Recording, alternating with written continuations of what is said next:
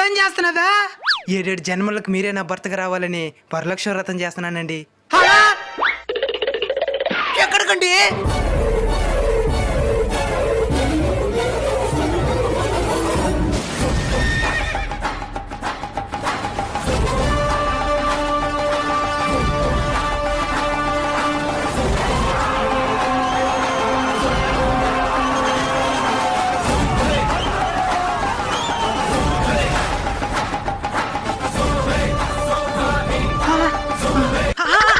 స్వామి స్వామి, ఎవరినైనా నువ్వు?